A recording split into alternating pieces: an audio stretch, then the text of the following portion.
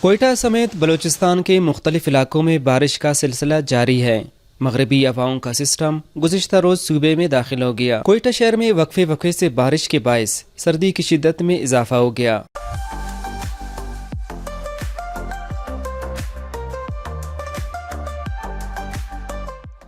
رواں سال جنوری اور فروری میں معمول سے کم بارش ہونے کی وجہ سے صوبے میں خشک سالی کے بادل منڈلانے لگے تھے۔ کوئٹہ میں بارش کے بعد شہری موسم سے لطف اندوز ہونے کے لیے سڑکوں پر نکل آئے۔ آج بڑا اچھا موسم ہے، بڑے عرصے کے بعد بارش ہوئی ہے تو بہت اچھا لگ رہا ہے اور موسم بہت اچھا ہو گیا۔ الحمدللہ بارش جو ہوتا ہے اللہ تعالیٰ کی رحمت ہوتے ہیں، یہ انسانوں کے لیے، حیوانوں کے لیے، درختوں کے لیے، ہر چیز کے حوالے سے یہ اللہ تعالیٰ کی بڑی رحمت ہے جو انسانوں پہ ہوتے ہیں۔ شہر میں بارش کے باعث مختلف سڑکوں پر ٹریفک شدید جام ہونے کی وجہ سے شہریوں کو شدید مشکلات کا بھی سامنا کرنا پڑا۔